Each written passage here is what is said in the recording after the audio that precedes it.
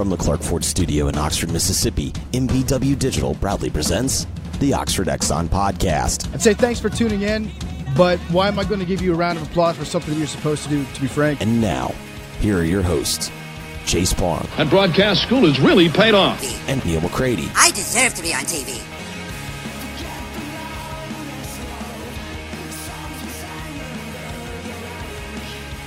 Tuesday edition of the Oxford Exxon Podcast. Chase Parham, Neal McCready, Clark Ford Studio this morning. We'll talk some football today.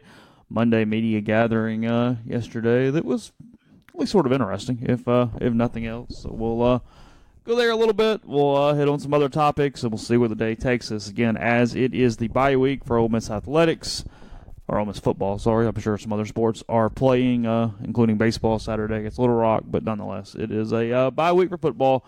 Next Saturday against South Carolina, 11 a.m. Plenty of conversation about that on the message board as well there at rebelgrove.com. So that and more today as we go through several different topics. The podcast brought to you every single day by the Oxford Exxon, Highway 6 West in Oxford. Get the Speed Pass Plus app. It's going to save you money. It's going to save you time at the pump. It's going to do so many different things for you. So get that. Get the mobile rewards card as well. People helping people here with Blue Sky and the Oxford Exxon next door with the Oxford Crystal. Plenty of specials. They've got the jalapeno bite, the pimento cheese bites, and much, much more. So that's at the Oxford Crystal, and again, coming to you from the Clark Ford Studio. We are. Clark Ford is in Amory, Mississippi, 662-257-1900. 662-257-1900. Call the number, ask for Corey Clark. Tell Corey what new Ford you're looking for. He'll send you a quote. Ask for a couple of quotes. He'll send you a couple of quotes. Give him 15 minutes in business hours, and bam, you'll have it right there on your email where you can go from there. You can shop that quote around, or you can go ahead and get started on letting Corey and the people at Clark Ford do for you what they've done for me and so many others. That's take the hassle out of the everyday car buying experience. It's simple. It's easy. Like we said, it's hassle-free. It's and then you get a great product. You get a great Ford. Phenomenal service after the sale. Corey wants to be your car guy. He wants to be your truck guy. If you're in the market for a vehicle, you really owe it to yourself to at least get a quote from Corey. 15 minutes, that's all you'll need, and you'll benefit from it, I assure you. 662-257-1900 at the end of your deal. Tell Corey you heard about Clark Ford on the podcast, and you'll save that extra $500 on top of the already great deal at Clark Ford in Amory. World Series beginning tonight with Red Sox and Dodgers. My brother sent me a stat this morning. First time Kershaw has been a betting underdog in more than 6 calendar years. The Red Sox the favorite tonight. First time in 6 years for Kershaw. I can't think of a better Game 1 pitching matchup than Clayton Kershaw versus Chris Sale. It's really good. Two guys that could both be free agents. I don't think either one will opt out, but they could. Gonna watch? You in? I don't know. I might turn it on. What NBA games are on? You like baseball playoffs, though. Yeah, so, I do. I'll probably watch as the series gets going. I'm not, glued to it. I meant to watch the Giants and Falcons last night and didn't watch a snap. Watched The Voice some. Worked some. Carson had soccer. I worked. Caroline had dance. I had to go get Caroline from dance. By the time I got back I went to Kroger to get a couple things that she needed, that Caroline needed, and then I went and got her, and then I came home, and by the time I got home, it was like 8:25, and we watched The Voice until 9, and then I was kind of ready to go to bed. It's happening. It's exciting, man. It's exciting life. Yeah. I'm in. I haven't really watched much baseball. For some reason, I'm all in on this one. I'm ready to go. Yeah. I don't know. Just kind of hit me. The best NBA game tonight is Sixers, Pistons, Clippers, Pelicans. So yeah, it's conceivable that I'll turn it on. Oh God. Pels are 2-0. It's October. Yeah. It's October. It is. Okay. April baseball games, they mean the same thing, don't they? Jazz, Rockets tomorrow night. That'll be a good game. If football practice tonight, that'll be super exciting. You seem kind of cynical today. I am in a little bit of a cynical mood today. I'm going to do something right now that I can't believe I'm about to do. I'm going to defend Wesley McGriff for just a moment. I can't believe I'm doing this because I'm convinced Wesley McGriff does not like me at all.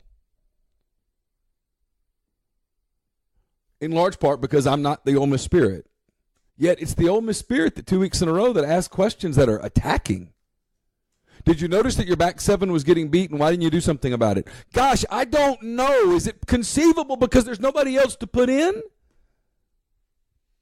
That's basically what he said. Which part of the roster are you missing? I mean, I realize this is an emotional thing to some of the people who cover this program, but my God in heaven, look at the roster. Now, add in the injuries, and there's nothing left. The plan when they signed Keydron Smith, Chase, was not to start him 2/3 of his true freshman season.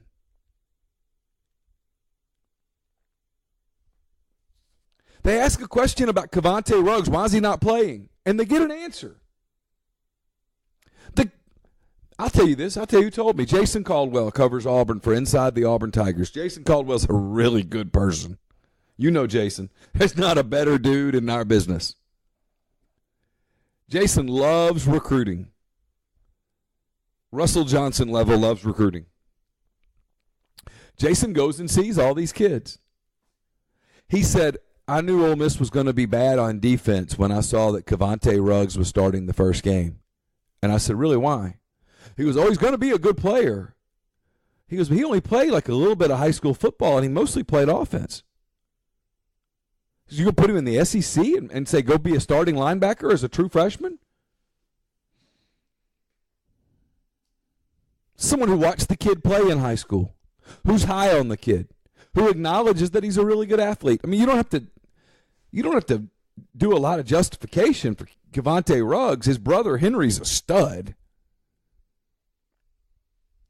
But Cavante Ruggs didn't play much defense before. And so when people criticize McGriff, well, why can't you get him lined up? Well, there is a learning curve.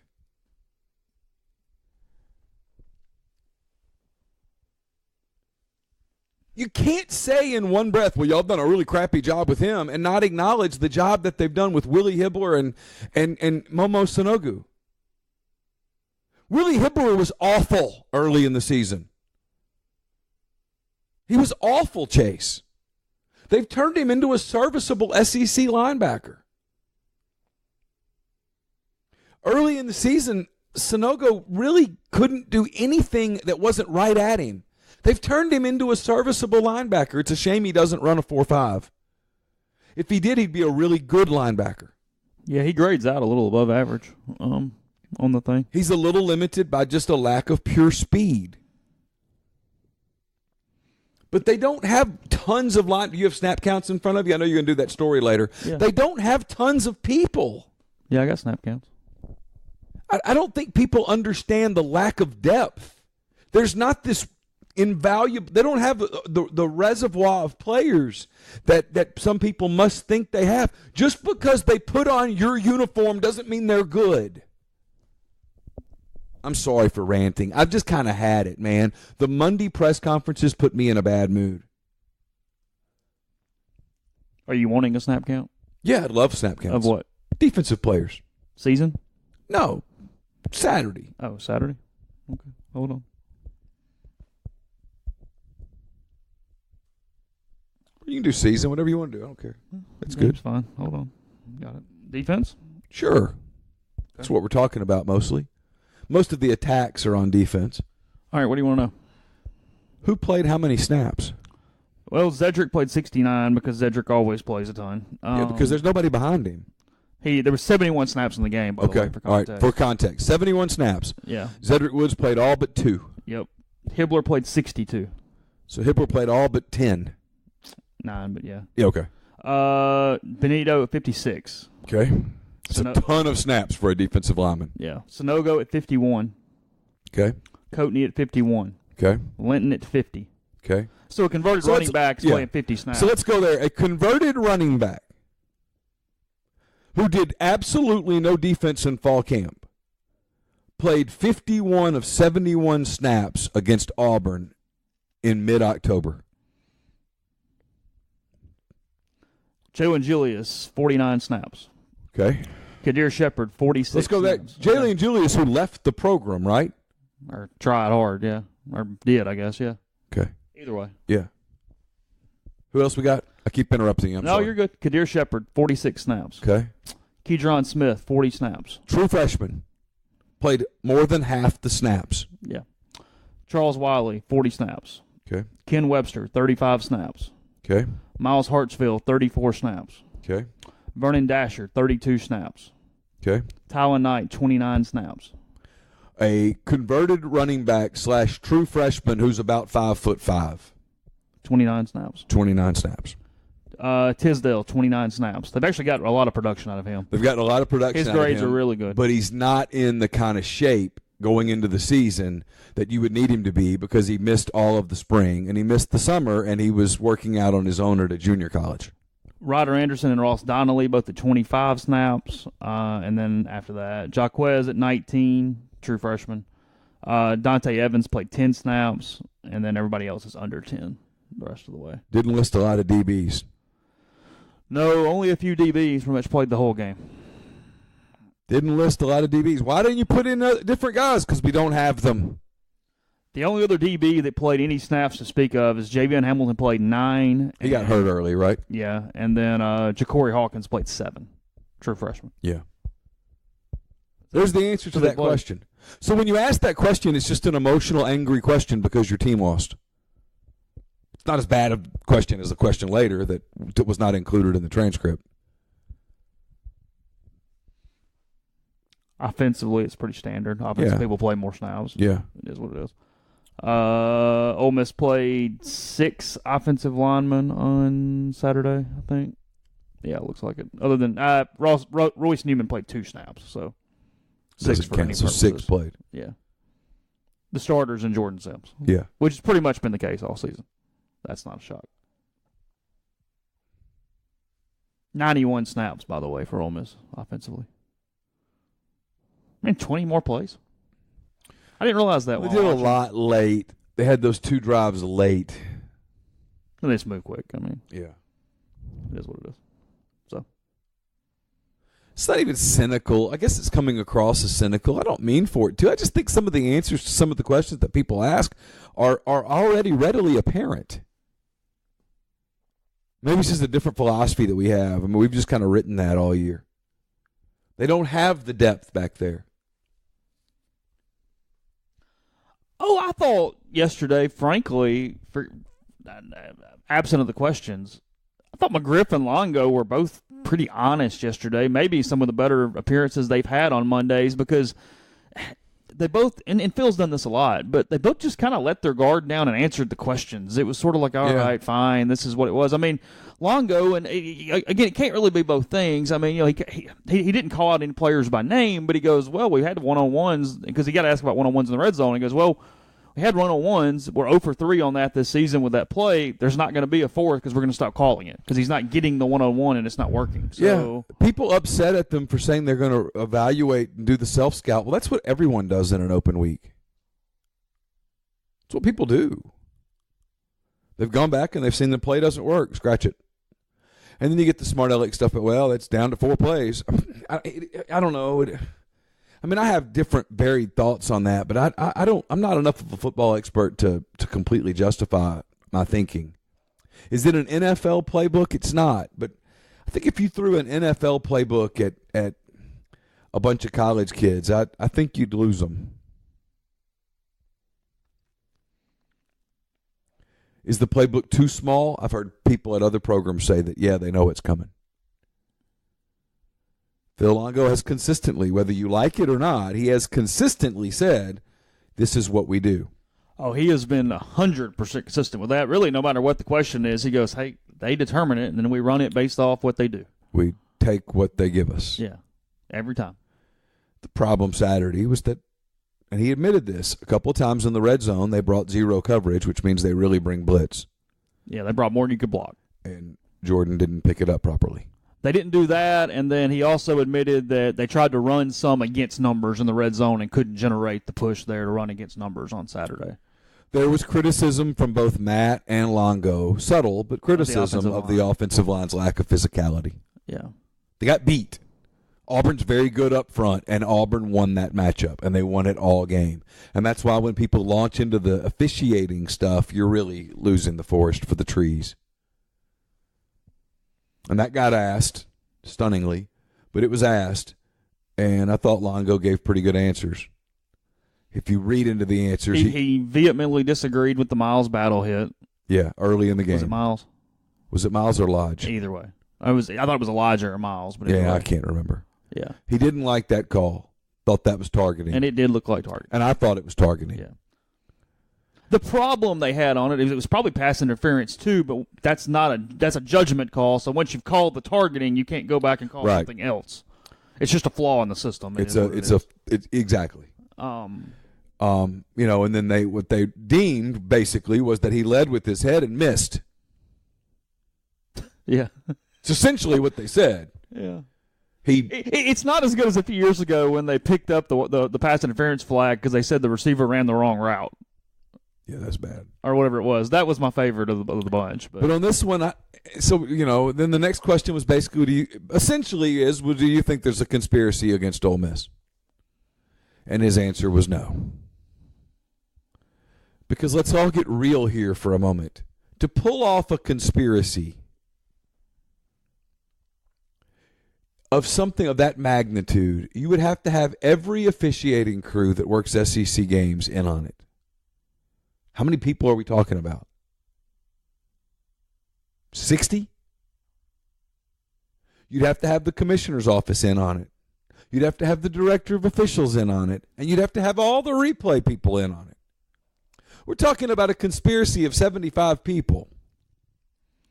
Times how many different crews over how many years? Yeah, but I haven't even gotten into the exponents.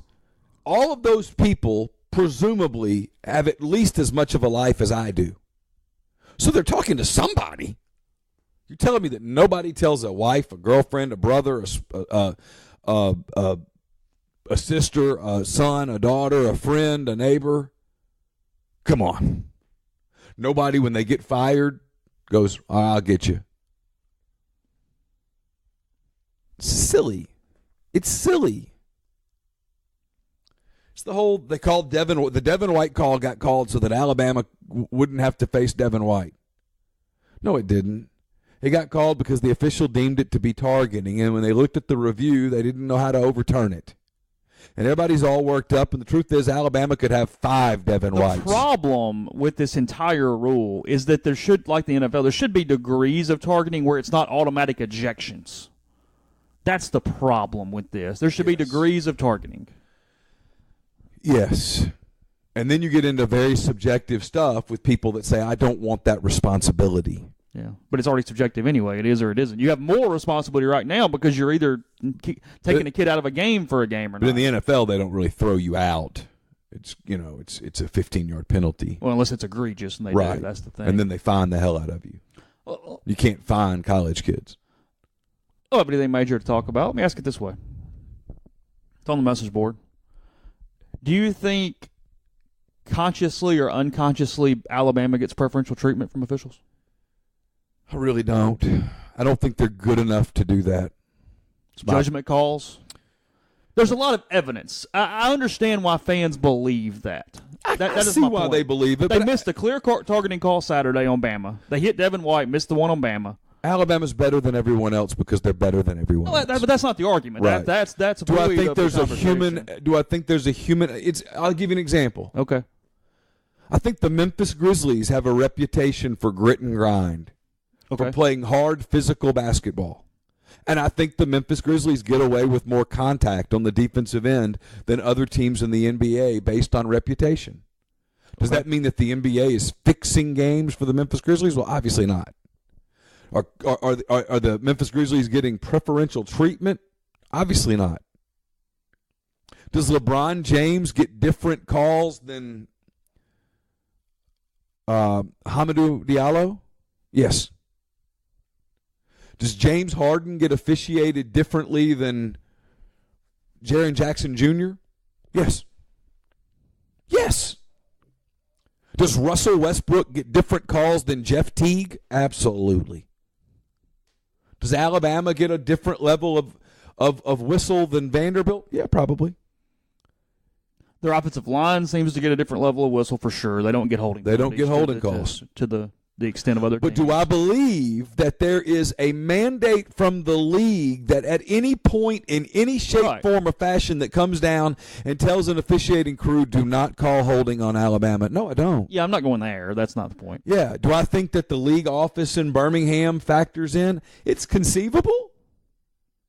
Not because everybody grows up an Alabama fan. Charlie Hussey's in the SEC office. He's not an Alabama fan. But, you're around it everywhere you go. Those people have lives, too. They go to the grocery store, they go to church, or they go to the kids' soccer game or flag football game or t-ball game or whatnot. And the people around them are all wearing Alabama stuff, and those are Alabama friends, and their neighbors are Alabama people. And so when they have a block party, there are a lot of Alabama and Auburn people there. Does that factor in? I guess in some subtle way maybe it does. Does that explain Alabama's run on national championships? Not even a little bit. Continue this conversation in 1 second. First, I'll tell you about Mastercuts. Christmas is right around the corner. They're working to keep your home looking up to par through this holiday season. They offer a variety of outdoor Christmas decorations that will transform your house into a festive staple of the neighborhood. Anything from lighting and garland to inflatable characters. Whatever your vision may be, Mastercuts will work with you to design a custom display unique to your home. The best part? All the decorations you pay for, you'll own them. Mastercuts will keep and store your decorations until they're ready to go up the next year, or give them to you to keep and store. The option is yours, so start a tradition with your family that will cherish for years to come. Call Mastercuts for a free quote, 662-607-7773. After a thrilling victory over the Mississippi State Bulldogs, the Ole Miss soccer team is back at home on Thursday for senior night at the Ole Miss Soccer Complex as they take on Vanderbilt at 6 p.m. Admission is free, so bring the family out and enjoy Ole Miss soccer on Thursday night at 6 p.m. See Coach Kermit Davis and the Rebels this season for just $199 with the Ole Miss Hoops Rebel Flex Pass. For just $199, you will receive a ticket to all 16 home games. So visit OleMissTix.com to purchase. Don't miss a minute of the action this year at the Pavilion with Coach Yo and the women's hoops team. Get your tickets today for just $50. Tickets can be purchased by visiting OleMissTix.com. Megan Phillips with LAH Real Estate is the person to call for all your real estate needs in the Birmingham area. With almost a decade of experience, Megan's knowledge and expertise can help you buy or sell your home today. So visit our website, MeganMPhillips.com. That's MEAGANM Phillips.com. Or call Megan at 205-602-7929. Again, 205-602-7929. Podcast also brought to you by Oxford University Bank. OUB, locally owned and operated right here in Oxford. When you deposit money at OUB, that money and the vast majority of the bank's profits go right back into the Oxford community. OUB is offering 1-year CDs at 1.75 annual percentage yield, 3-year triple option CDs paying 2.01% APY. With the 3-year term, customers can deposit once during the term, withdraw once during the term, and or bump the rate if OUB's 3-year rate rises. To learn more about OUB, check out liveoxfordbankoxford.com or call 662-234-6668. OUB is FDIC insured. And we're brought to you by Harry Alexander. Harry is an Oxford-based RE/MAX Legacy Realty agent. He's been in Oxford more than 4 decades. No one knows the residential and condo market in Oxford better than Harry. Go to his site. He'll prove it to you. It's harryalexander.com. Click on the Properties and Neighborhoods tab. Filter through by what you're looking for. Take heart in the knowledge that the results that you get are updated daily. And then send him an email, ha@harryalexander.com. He'll take care of the rest. Yeah, no, nothing about, again, mandates or league office conspiracies. Because, you had it. When the point I've been trying to make on the message board for several days, it would just take so many people. Logistically, it makes no sense. It's literally impossible. Yeah, they're humans. I think they're human elements to everything. And if you told me there's a hesitancy to overturn certain Alabama calls over time, I'll probably buy it. I think that's fair. And I think better teams get calls all the way around.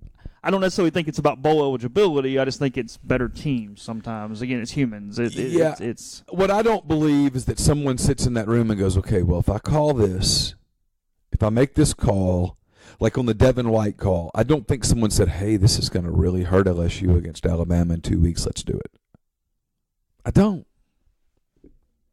believe that. You're free, you out there in podcast land are free to disagree and to believe what you want. I can't go there. It's part of the biggest problem with this is they still protect officials like they are some holy entity. Yeah. Make them explain. I'd Make love them that. public. That's part of this problem is they can do whatever, and it's kind of like Major League Baseball. There's no punishment. There is tenure, essentially, and they just keep making calls. And at some point, I know they get graded and they're accountable in those ways, but they're not really accountable. You don't see a lot of them get removed. I mean, it's a bit of a boys' club here. It is, and it's also possible that they're concerned. It's my understanding finding qualified officials is a problem. There may be concern that if you expose a lot of them to a lot of public scrutiny, that they won't do it. They're not out getting rich doing this. No, that a lot of them might not do it, and then you might not have enough qualified officials to call the games. Could you pay more to get better officials? I'm sure you could. And I don't know how this works. I'm assuming it is the highest level other than the NFL. I mean, I'm sure that you could. I don't know the details. I don't think you're going to take NFL officials, obviously, but well, no. They have benefits that SEC officials and college officials don't have. Right. And they're better. But look, anytime you get a bunch of 50-year-old men on a field with a bunch of 19 and 20-year-old kids in the peak athletic performances of their lives. The dude in the Ole Miss LSU game that couldn't stand up. He kept falling down on the field. I mean, my point is you're going to miss calls. And frankly, as bad as the SEC guys are at times, they're worse for judgment a lot of times.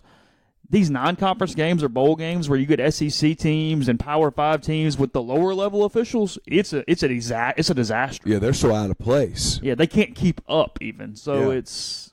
So I don't know. I'm not. I just like we know Freeman. Yeah. Brad. Yeah. He was an SEC official for a long time. Grew up in Oxford, went to Mississippi State. Yeah. You telling me when Brad Freeman was calling an LSU-Tennessee game, he thought to himself, boy, when I was growing up, man, I really didn't like LSU. No, I can guarantee Brad goes, please, God, let me get this right so nothing's said tomorrow. Well, not even that. He's supposed to get it right. Right. Yeah, everything's on video now. If you told me there was a rogue official somewhere in the league, I'd buy it because there's rogue people everywhere in all walks of life. But the majority of those guys want to get it right. They want to get it right.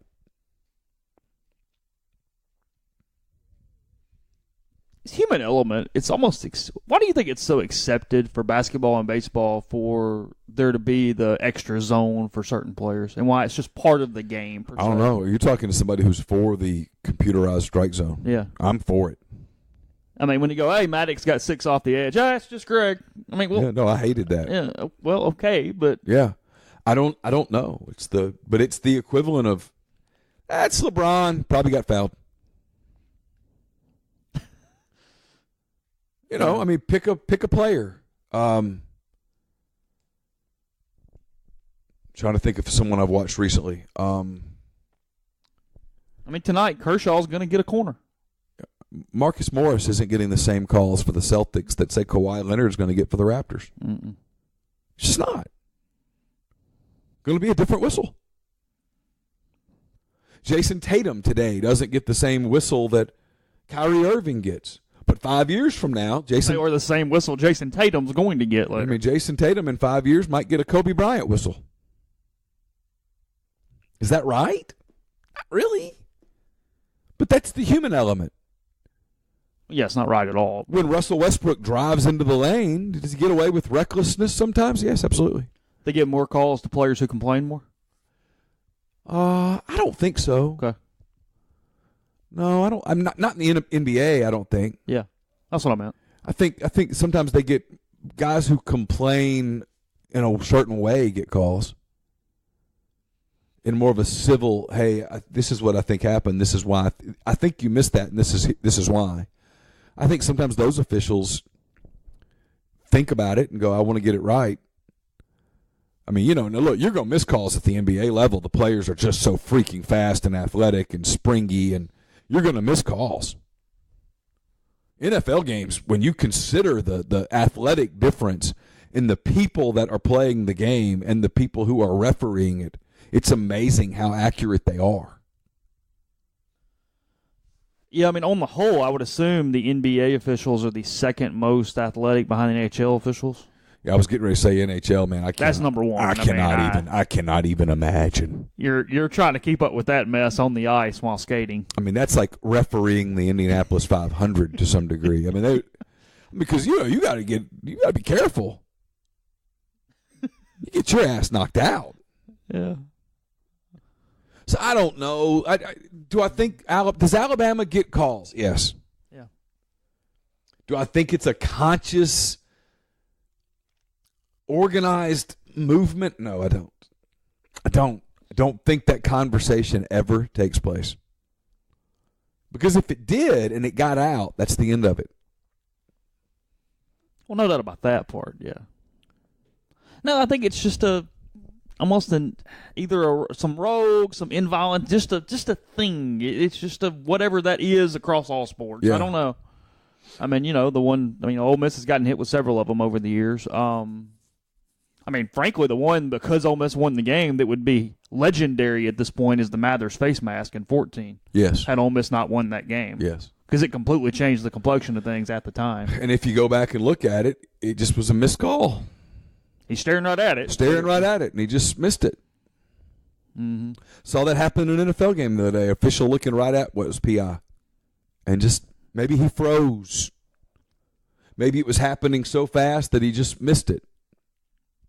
Yeah. You've umpired before. I've umpired before. Mm-hmm. You've missed a ball strike call and you knew it.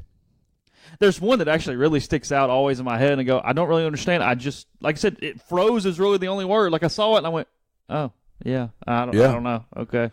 I know it happened to me a few times where it was a curveball that broke in, and I was like, oh, wow, yeah, that's well, right. you did what the hitter did. You gave up on it. You gave up on the ball 40 feet out. Yeah.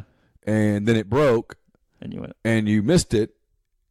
And so now, as an official, you start thinking, oh, God, I missed it.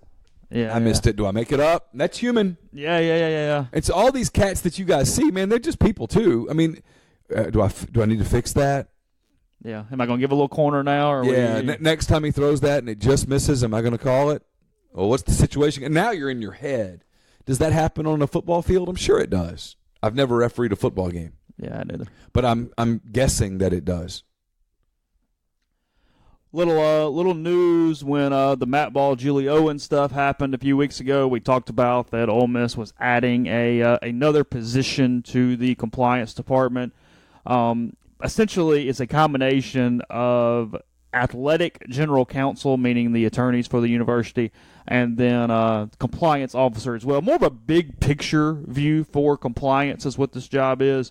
From a day-to-day standpoint, Julie Owen is the top person in that department. And then this is going to be a general counsel and attorney position that handles things for the athletic department that need to be done quickly. I mean, we're talking everything from contracts to vendor agreements to whatever, just attorney stuff. I mean, right. Make that whatever. They've made that hire. It is going to be Paul McCarthy. Ole Miss announced it yesterday. He has a law degree, which was a requirement for this. He's been at Connecticut for a number of years. Been in the athletic side of general counsel since 2006. Comes with a pretty good resume. Talked to people last night who like him a lot as well. So he has been put into this spot. Again, it's going to be a lot of monotonous stuff from a fan standpoint, but there will be an overall kind of overseeing of compliance as well with this position. Again, a new position. This is not replacing anyone. This one is brand new. I mean, in 10 years with the Husky Athletics, I'm reading here from the press release, McCarthy led a number of major transactional projects and all contractual agreements, including Nike, IMG, stadium, arena leases, coaches' contracts, and et cetera. He also supervised department legal affairs and risk management, directed annual Title IX reviews, provided oversight to NCAA compliance offices, served on multiple university committee, and was sport administrator for national championship men's and women's basketball programs. So Paul McCarthy there taking that role. He assumes his duties at November 26th. Most impressive about him is I can't find him on any social media, and I'm impressed. You think he's gone dark on social media, huh? I can't find no Facebook profile, no Instagram account. Doesn't appear to be Snapchatting this morning, is what you're telling me? I've never done Snapchat. I can't find him on Twitter or Facebook. And, I can't find him anywhere. There's a lot of Paul McCarthys in Ireland, though, which should shock no one. I'm not stunned by that. Two very Irish names. And not Paul McCartney, McCarthy. No, Paul McCarthy. Lots and lots of Paul McCarthys in UK. Lots. When you Google him, he's not the first person that pops up, is what you're telling me? Yeah, I've Googled him. He's not easily found. It's kind of impressive. People say, what would you do with 1.6? You will never. If I win the 1.6 billion, you'll never see me on social media ever again. Done with Twitter? I'm done with all social media. You don't think you'd keep it just for news? Nope, I wouldn't care. I'd have $1.6 billion. I don't care what else happens. Still follow the Cubs. I mean, if I want to see them, I'll go. That's crap. You'd watch every game still. It wouldn't change your day-to-day from that standpoint. I would watch the games, but I would no longer follow it on Twitter. I would just whatever. If I wanted to know, I'd just call somebody myself. I'd have the money to get the information. Think so? Yeah. They could get somebody on speed dial if you had to. $1.6 billion. Yes. Well, I mean that's before taxes. That's before the lump sum penalty. Right. I'd still get $1 billion. Think so? 800 yeah, million. more like 700 or 800 probably. Yeah, it'd be all right. You sure? Think so. I think I'd be able to. Actually, the lump sum would probably be more like $550. I'd still be able to buy the sort of season ticket that probably would let me talk to the owner. That level of season ticket. I sort of know how it works a little. Like, the cats that are hanging around that get to find out everything, they're contributing more to the cause than those who. It's the way it works. As the great Pete Boone once said, the cap and T-shirt crowd. That's a little different access. My God. Yeah, it wasn't the best PR in the world, but at the end of the day, I knew what he was talking about.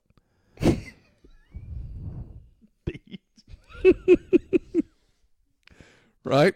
We're just now getting to the point where we don't make like light bill jokes and stuff. It's been 7, 8 years or 6 years, whatever it is. We're just now kind of getting all that out of the vocabulary. Yeah, we no longer joke about like. That's hey, what I said. So I'm ready for no mascots, no NCAA, no nothing. Just, I mean, this beat has literally been weird since like 2012. It's been like 6 years of weirdness. Yeah, since 2000. This beat, I'm going to tell you when this beat got weird. The day Ole Miss lost to Jacksonville State. Oh, you think it's been that long? Actually, I think Opener before that. 10. I think the recruitment of Jeremiah Masoli. There's nothing against Jeremiah. Good for him. He's still playing football. Yeah, good dude. Yeah, good dude. But ever since then, it's been weird. When I think Houston Nutt realized, uh-oh, I'm in trouble. Ever since then, man, it's been just like a circus ride. Well, I mean, the first year of Freeze was normal. 12 was normal. It was normal, but only because we didn't have access to his phone records. Well, but that's irrelevant. Well, it's not irrelevant when you think of what it ultimately led to. I mean, not to take anything away from your mailbag, it'll be up in the morning. Something Freeze related with all that has got to be the answer to what's the strangest thing you ever heard that turned out to be true, right? Yeah. I mean, I don't know what else. And I don't really want to go into like details on it. No, thank you. But That's good. Yeah, just Freeze related stuff. Not going to paragraph that one out, I don't think. Don't need a timeline. My answer to that, I'll go ahead and give it away. The 24 hours following the 2016 Egg Bowl remain the most fascinating 24 hours on this beat. I think so. For me. Okay. It was like stuff just came out of the woodwork. Everything that had been kind of below board Boom. came to the surface immediately and then jumped into the sky. Everybody willing to talk all of a sudden. Literally got 5 emails before I went to bed that night with, this is off the record, and this is not. It is such the perfect study in just human nature because you're winning Sugar Bowls and going to Access Bowls, and no one cares. One person had created an email account and said, "You know me, but I'm not using my name." Well, and this is weird. This is off the record, but here comes the accusation. You ought to dig into X. Wow. You remember that? I do, yeah. Because I called you the next day and I said, "You ever heard of?" Yeah. What about? Yeah. What about? And all of a sudden, everybody's heard of blank and blank and blank, and you start asking around. You go, "Whoa, yeah, whoa, yep, yeah." And no, for anybody to ask, I would never give a name. No. Sorry. There's a certain amount of attorney-client privilege here. That's. It was one of those deals where, is it all true? Well, probably not. No, never. Is it all false? Probably I don't not, know. never. Probably not. Yeah. Continue in 1 second. First, the podcast brought to you in part by Visit oxfordms.com/events. The full calendar of events and what all's going on. Sometimes you just get away. Sound familiar? Well, they are your type. Whether it's a getaway with girlfriends, a romantic trip for 2, a guy's retreat, or simply just because traveling to Oxford means you can enjoy your great escape of your own leisure and not leave vacation in need of another one. No matter the reason, Oxford is the ideal destination for long conversations over a glass of wine on one of the balconies, pulsing live music, football fantasy, spa retreats, anniversaries, and much more. Make your way to Oxford even on non-football game weekends, as this one is. You can run the Great 38 this weekend. Pick your race, 3.8, 13.1, whatever you like. The Oxford Art Crawl is today as well, and much more. Again, full calendar events at visitoxfordms.com. The podcast is also brought to you by Grenada Nissan. If you're in the market for a Nissan vehicle, look no further than Grenada Nissan. They have a complete selection of new and previously owned Nissan vehicles. Go in, test drive one today. Tell Gene and Sandy that you heard about Grenada Nissan here on the podcast at rebelgrove.com, and you'll get Rebel savings on top of the already great deals at Grenada Nissan. It's GrenadaNissanUSA.com. The podcast also brought to you by John Edwards of Regency Travel Incorporated in Memphis. If you've been thinking about that golf trip with the guys that you'll never forget, or maybe that anniversary trip that she'll never forget, whether you've dreamed of playing at St. Andrews or sitting at a cafe in Paris, talk to John Edwards before you try to do it yourself. Why use John? Well, he's part of Virtuoso. It's a worldwide network of travel partners that allows John to supply his clients with added values and unique benefits that are simply not available to other travelers. So this is how it works. I've been telling you this. You owe it to yourself if you're thinking about a trip, any kind of a trip, whether it's a trip with your significant other, whether it is a trip with your friends, whether you're going on a guy's trip, maybe you want to go on an NCAA tournament trip, whatever it may be. Get in touch with John. Give him some parameters. You know, how many days, how many nights, how much money are you willing to spend? Where are you willing to go? Where would you like to go? What are you open for? What are you trying to do? Are you trying to sightsee? Are you trying to relax? Are you trying to play golf? What is it? Literally give him that information and then sit back and let him do the work. He'll bring you a list of choices, and then you can either pick one or not. I mean, it's up to you. Doesn't hurt to call, I promise you, and you'll come away with a lot more information than you would trying to organize itineraries on your own. 901-494-3387 is the number. You do not have to live in or near Memphis to take advantage of John's services. You can also send him an email, j.edwards@regencytravel.net. First-time clients will save $50 off their first booked trip just by telling John you heard about Regency Travel on the podcast. Time to get that flu shot. G&M Pharmacy on South Lamar in Oxford. Stop on by whenever. They accept walk-ins. They accept most major insurance carriers. Free to get that flu shot. If not, $25. So take care of your health and get that now with G&M on South Lamar in Oxford. Let's see. So we got football game times for next weekend. Speaking of conspiracies, top of the list with a bullet. South Carolina at Ole Miss, 12 and 11 Eastern Central, 11 a.m. for that one. SEC Network. Texas A&M at Auburn, 11 a.m. or 3 p.m. They have not decided yet. Missouri at Florida is 2:30 or 3. Haven't decided yet. Georgia and Kentucky, 2:30 or 3. Haven't decided yet. UNC and Tennessee's at 3, SEC Network. La Tech, Mississippi State at 6:30, SEC Network. And then Alabama, LSU at 7 o'clock Central Time, the CBS doubleheader this week, with the Tigers and the Tide being the nightcap. And now,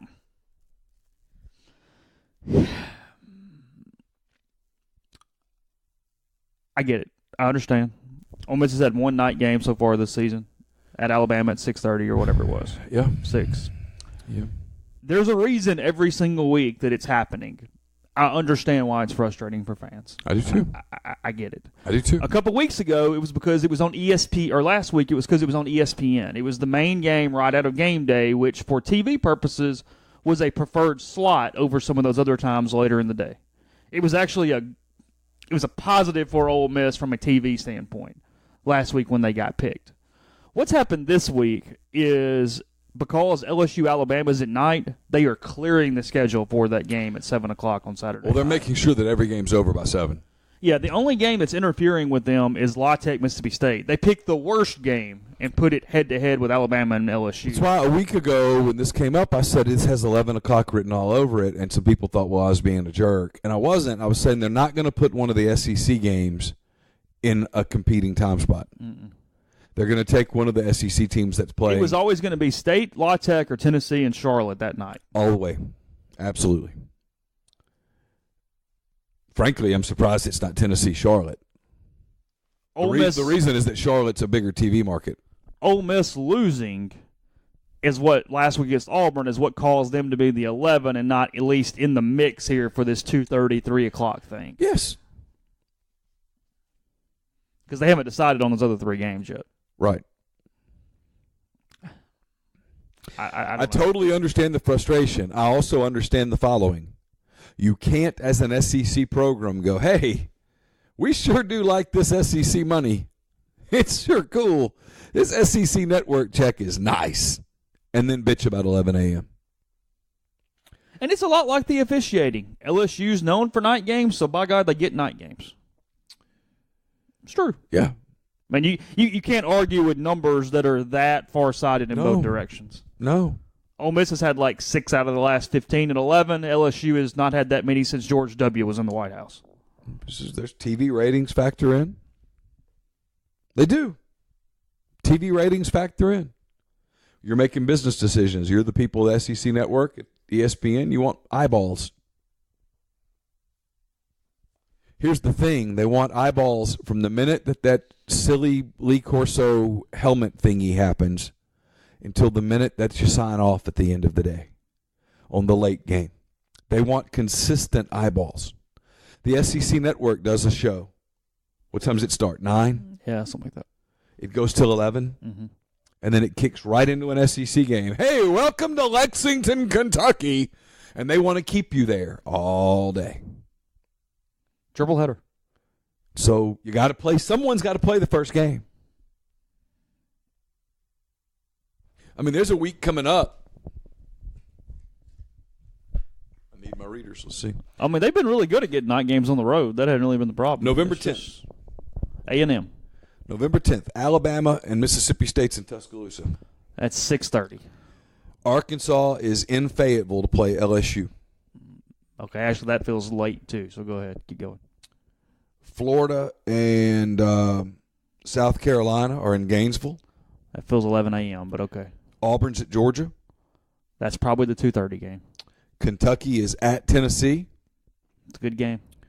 And the Rebels of Ole Miss are in College Station.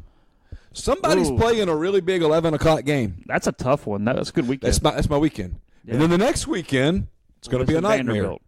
Because the next weekend, it's Alabama entertaining the Citadel. Arkansas is at Mississippi State.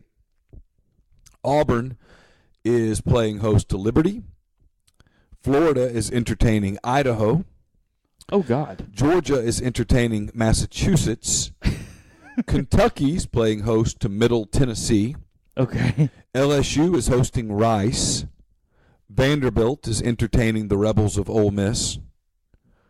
Missouri is at Tennessee. South Carolina is playing Chattanooga.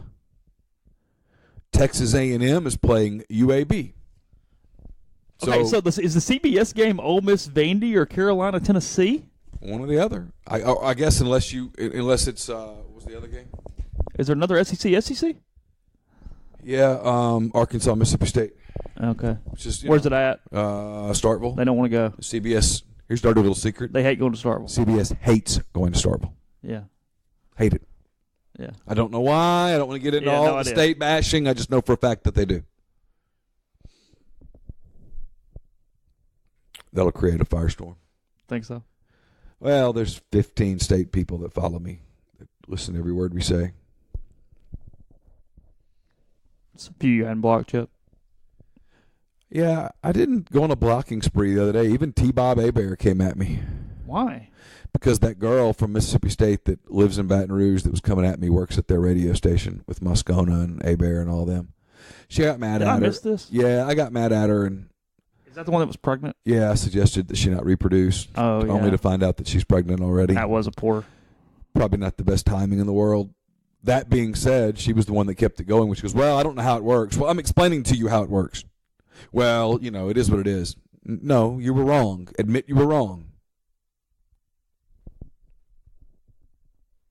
That's why if I win the $1.6 billion, you'll have my number. If you ever want to call, we can talk.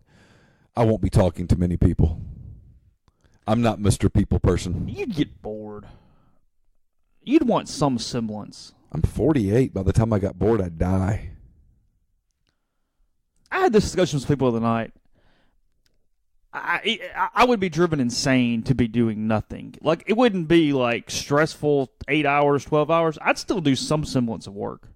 Some semblance. Really? Oh, yeah. Oh, I would never. I've got to get up and do something. I would have written the last paragraph of my life. No, I'd still do something. Yeah. I mean, I'd probably play golf every day. Have whatever season tickets I wanted and stuff. I'd probably play golf. Figure it out, yeah. I'd hire no joke. I'd keep hire a teacher. I'd keep like the Peloton. Yeah. I'd get up every morning like I do now. Well, no, because if you got that kind of cash, you want to live as long as humanly freaking possible. I'd get up. I'd do my workout like I do now. Difference is I wouldn't be in a hurry. I'd do a workout, probably do more of a workout than I do now. And then I'd hire someone to teach me how to play golf. I mean, I'd hire somebody like for a year to go play with me. Yeah. Show me everything. And then I'd go play. I'd go play almost every day. Yeah. In-game lessons. Oh, here we go. Let's figure this out. Oh, yeah. I'd hire like a really good golfer. Yeah. Who I could get along with. Uh-huh. And we'd get a card every day and we'd go play every day. Absolutely. I'd join some club and play. Yeah, whatever. Yeah. I'd do that. I'd have like season tickets, just a couple things that I wanted to go to. Mm-hmm. But no, bored would not happen. I would not get bored. Bored would not be the word. Bored so bored that no. You'd read 45 presidential biographies. I would read a lot. Everyone. I would read a lot. Yeah. Yeah. For sure. You would be able to contact me in November and say, "Hey, what's so and so's record?" I'd be like, "Dude, are they playing? Everybody doing okay?" 2:30 every Saturday. Neil sitting down. CBS music coming in. No, you'd be LSU, Kentucky. My golf game would be an equivalent to yours within 3 years. I'd get good at it. That'd probably be poor on your part, but I'd get good at it. You're pretty good. I've heard stories. Okay. I'm better. I'd be able to fly you and Jeffrey down, and we'd be able to go Have play. a weekend, baby. We'd be able to go play, and you guys would be like, "Hey, you know what? He's not so bad." And I'd say, "Well, my friend Serge here has taught me how to play." Speaking of work, wrote a bit of a feature yesterday on the message board of Doug Nikhazy, left-handed freshman pitcher. Pretty cool story, and neat in a very, very positive way. Rides a skateboard all over campus. Says he has to go back and get his long board. Apparently that's one that's 40 inches, not 28 inches. That's what she said. Apparently. Probably not too many to say that. I wouldn't think. At Christmas because he says that the regular skateboard... I'd really have an inferiority complex if that were the case. The regular skateboard can get stuck in the cracks on the sidewalk on campus. Gives a quote here that says, the wheels are softer, so they go over cracks. The skateboard can get stuck in the cracks on campus, and you can trip and hurt yourself. Coach obviously wouldn't want that. So no, I don't think Mike might be shutting down that skateboard by about January. And I asked him about it, and he said, well, you can't keep the kids in a bubble, and he hears he's pretty good on the skateboard, so he's letting it go right now. The message board hysteria, if that kid breaks anything on a skateboard prior to February 15th, however, will be something to behold. He was the very first commit for Ole Miss for the 18 class. He committed in December of 2014 to show you how early baseball kids commit. It was during his freshman year of high school. And I talked to Mike a lot just about how you don't really know what kind of kid you're getting. You know, athletically they're going to be top of the line, but otherwise it's kind of a crapshoot. And when Nikhazy, they hit a home run to stay in baseball terms there as well. He when he was a senior in high school, he helped raise $80,000 for the Children's Miracle Network, which is the 170 different hospitals around the country. Le Bonheurs won, Batson's won. They gave their money to the Arnold Palmer Hospital in Orlando because they were a part of the Central Florida Dance Marathon that they did with them. So he did that. He was a national debater. He did refuting debates at the University of Colorado, UPenn, Yale. Said everything public policy related from the capital gains tax to missile defense systems in South Korea. He's covered it in national level debates. So really cool kid. I think fans will like him, and he's doing a lot on the baseball field too. He's got the lowest BAA on the team through fall practice. Opponents or teammates or whatever are only hitting .077 against him so far, and he has been very, very, very good from the left side. In some ways, just from a pure incoming talent standpoint, this might be the best collection of incoming arms that Mike has had. Between Hagelin, you've got the first-round pick, Nikhazy, who is impressing people quickly, and then Caleb Hill, the big lefty, or the lefty out of Arkansas that may have the most upside out of any of them. So 3 really good arms to kind of watch there. Better beat Little Rock. Saturday at 2 o'clock, 12 innings. Come out and watch. I don't know what my plans are for the weekend. Do you not? They probably don't include that. Well, probably not. I'm trying to make the decision about whether to go to the second day of my high school reunion thing. Is it a 2-day event? Whoa, what we got going here? I'm not going to the Friday. What's the Friday? Okay, help me out. Like you go to the game. You go like the Ruston High game? Yeah, Ruston's playing somebody. I'm you not. Get to go out on the field? They introduce you out on the field? I don't know because I'm not going to Friday because I don't want to go Friday. Who are they playing? I have no idea. What if it's West Monroe? Well, that would be hate. I'd have to get start up. You don't want to go? Not really. Well, what's Saturday then? It's like a dinner and stuff. So what do you do all day Saturday? I don't know. In this case, I would drive to Ruston. Well, no. If you went Friday night, what would you do all day Saturday? Hang out with people? Go to a picnic? There was I don't remember all of it. It was like a full deal. Yeah, they have like a day, include you go tour the high school. I don't really want to go tour the high school. I've seen the high school. So Mr. Bearcat didn't have to plan any of this? I wasn't part of the planning committee. Really? Nope. Yeah, I just don't have any regrets to missing my tenure, and we'll see about the 20 as time comes. That was one of the funniest things someone said to me yesterday. You laugh at this though, because someone said the girl who was Miss Ruston High School, her name was Laura. Golf was her name, and someone sent me a thing and said, Laura asked if you were coming, and I said, I don't think I am, or whatever, and she said, oh, so Miss Ruston High comes, but Mr. Ruston High's not, and then I just laughed. It was funny. But I don't know. I don't think so. How many? It's hard to give up an open weekend of your life. We don't get a ton of them. You get 2 next year. That's true. Including the week before the Egg Bowl. 1 real late next year. That'll be fascinating. It's a weird time for an open date. All the way around. It is. It just makes for... Is the game on Thanksgiving still? I think so. Yeah, that'll help a little bit. Okay. It's actually an interesting open date from that standpoint because instead of 4 days, you're getting 11 days to kind of... Yeah. Team-wise, not us. Yeah. Well, our beat's funny. I mean, there are some that will turn that into 400 stories. leading up to that game. There's no tabs anymore, are there? Anybody do tabs? Daily Journal still do a tab? I know they do a preseason tab. Do they do an Egg Bowl tab? I don't know. Does the Eagle do a tab? They still do those tabs on Saturdays or Fridays like they used to? No idea. So, anyway. All right, if Neal wins the 1.6, well, he probably doesn't need a mortgage. He'll probably just buy the house. But if he did, community Feel mortgage, safe in saying Oxford, that. Memphis, Soto County, and Chattanooga, underwriting and processing. So in Memphis, you're getting local underwriting and understands your market, leader in condo financing, and the float down option. You can find Jason at 662-234-2704 or JLowe, JLOWE at communitymtg.com. I tell you what I'd need if I won $1.6 billion. I would need a little financial planning. Yes, you would. Immediately. Yeah, I mean, one of your first 2 or 3 calls, I would hope. My question would probably not be, hey, Stacy, when can I retire? Because that would be like, hey, Stacy, I've retired. But you would need a box built. But I would need a box built just for me, and Pinnacle Trust could do it. They're based in Madison, Mississippi. They represent clients in 24 states. They have advisors in 3 states. Founded in 1997, Pinnacle Trust provides detailed, specialized investment management, financial planning, retirement planning for individuals and businesses, and much more. At Pinnacle Trust, investing is treated like a commodity. Decisions are made using objective information and research, not emotions.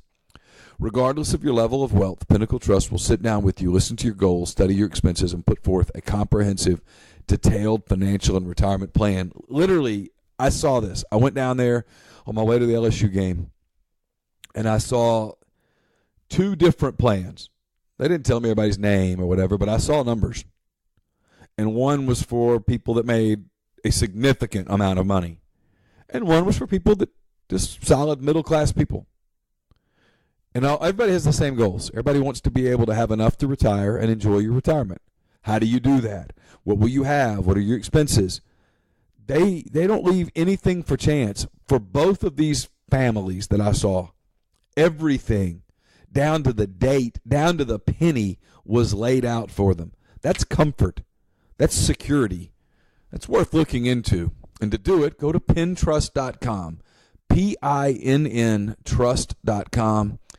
Mention you heard about Pinnacle Trust on the podcast. You'll get 10% off of your first year's fees. Join the Westin Jackson for their inaugural event coming up later next month. It's the Festival of Trees. It's a community-wide event. The Westin Jackson is partnered with Eventful, Visit Jackson, Friends of Children's Hospital, and many others to create a one-of-a-kind, all-month-long holiday event.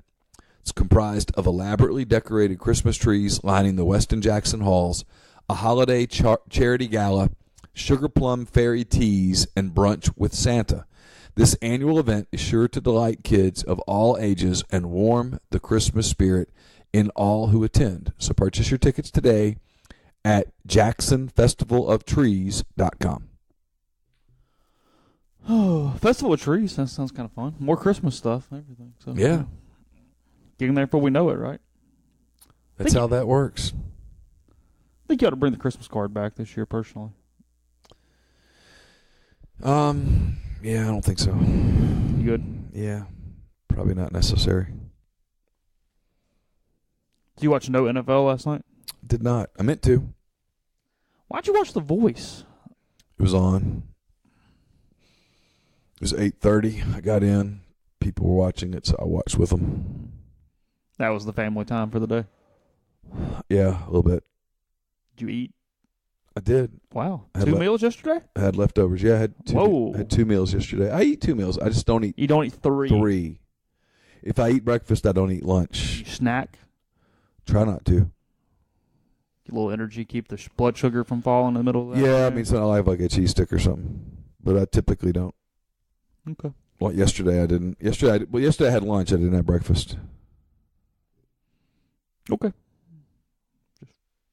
I did have like a slice of turkey bacon. Look, hey, breakfast. That wasn't really. I'm a big fan of turkey bacon.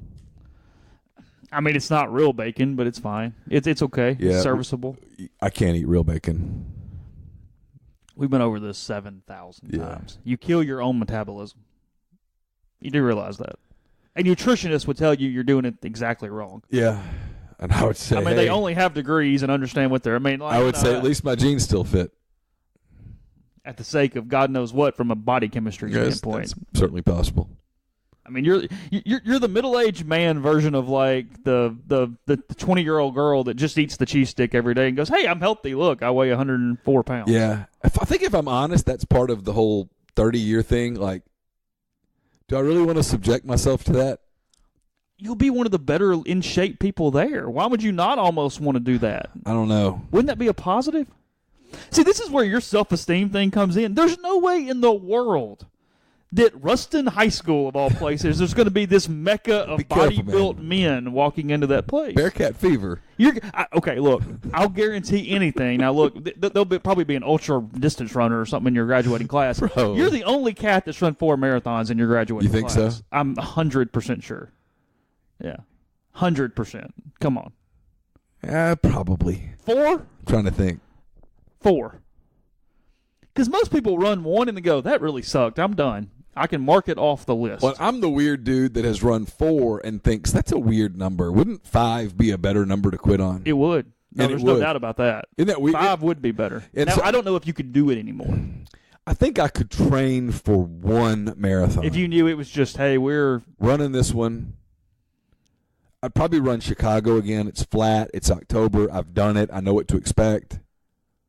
See, I think I would just get bored out of my mind on any training run above 12 miles. Well, you do. You just be losing my mind. You absolutely do. Not even tired, just bored. No, I would have to do – literally, man, I've thought about it. I mean, I've given it a lot of weird thought. I can't do it outside. I get so bored I just lose my mind. That's so funny when I'm the opposite. I have to find like a show that I'd stream. Just get lost. That I get lost in. And it can't be a funny show where I'm laughing. And it can't be too serious where you got to really pay attention. Right. So I've got to find something like right in the middle. It's got to be a solid 7. Just a show. Yeah, just a show. I don't need a bunch of people getting killed, and I don't need the Office level humor. No Breaking Bad, no Office. Yeah, so it's something in the middle, and I don't know what the hell that is, honestly. Yeah. Because that 20-mile run that you have to do for training, right? I did 2. On my thing, there was 2. The 20-mile run is 3 hours of running. Minimum. It's 3. Yeah. Yeah. Maybe 3:10. Yeah. Maybe 2:58. It's 3 hours. Once you've run 3 hours, what's another 10 minutes? But it's 3 hours of running. And so what the hell do you do for 3 hours? I mean, there's no place in Oxford, for example, to simulate a flat track for 3 hours unless you go run a track, at which point I think you'd want to stab yourself. Go to Oxford High and run 80 laps. Yeah. Literally. Now, in all seriousness, except for the fact that you'd have that constant curve, I guess you could turn and run it the other way some. The one thing you could do in that regard that outside is that you could simulate your hydration. That's true. You could leave drinks out. You could simulate your hydration. Well, I know David Brand always talked about he would drive his route early in the morning, leave the Gatorades in bushes and stuff to simulate it on the long run. Well, I did that a couple of times, and a couple of times the drinks would be gone because a dog had grabbed your drink or something. And the other problem with running outside, no joke, is that the damn dog gets you, and you're 12 miles into a run. You want to kill the dog at that point. And you're often if you've never done this, you don't know what I'm talking about. You're going to have to take my word for it. And if you've ever run distances, you know exactly what I'm talking about. For all of us who run, whatever it is, whether it's maybe you go here at 3 miles, maybe you go here at 7 miles, there's no right or wrong. You hit a place where you are no longer a part of the world that you're normally in. You're just kind of out there. You know what I'm talking about? Yeah. And a dog comes up on you? Well, that's my problem is most of the time you're at that moment and it scares the crap out of you. Yeah. It is this weird. Because you listen to something, right? Whether it's podcast or music or whatever. And you sort of hear it. You're not really. If you were to stop time and say, Neil, what song is on? I have no idea. Yeah. It's background noise in your ear. Yeah, I'm no longer listening to it. I'm off in my own thoughts and I don't know. I don't know the answer. If I'm going to do it, I need to do it in the next couple of years because my long runs would have to be so early in the morning because my phone rings or text messages or something. It would go off nonstop in the middle of the day or even into the morning when people have woken up to where I'd never be able to keep a pace and a rhythm. It would be driving me insane. Well, you would have to do what I did. Turn it off. Well, I didn't take my phone. I didn't take it. I usually use it for my app purposes because I don't wear a watch.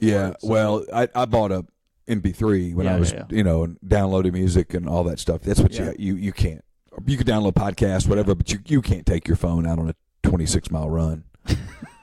Not if you're, unless you put it on airplane mode and listen to the music. Unless you did it at 4 in the morning. Well, you could do that. You could put it on airplane mode. Yeah, that's true. Just kill it. And kill it and just listen to the music apps, the podcast app. Yeah. And even the GPS will still work. Yeah, you could use the download stuff. Yeah. Anyway. Yeah, find you one. Yeah, I would think you would want to stay pretty flat, though. I don't think you're running the Big Sur again. So. No, hell no. I'm Chicago, New Orleans in February, that kind of deal. Something like that. New Orleans' only fear of that is that, it's hotter than the surface of the sun. Then you're running on cobblestone on 85-degree weather. Then I say I'm not doing it. Yeah. I'm not doing it. Like if I ran Chicago and I woke up the day of the marathon and it was 71, I'm out. Not doing it. Yeah, not going through that. No. Wake up and it's 51, I'm in.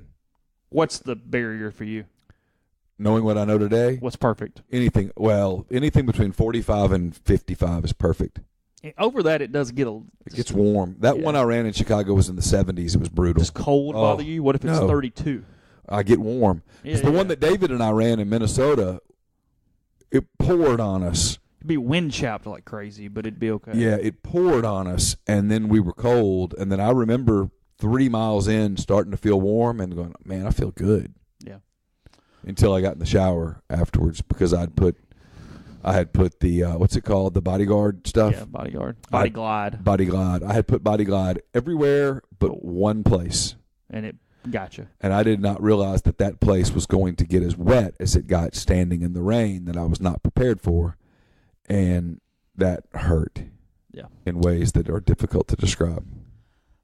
Check rebelgrove.com. Neil's mailbag in the morning. We'll have guests the rest of the week on the podcast and much more. So appreciate you listening. We'll talk to you tomorrow.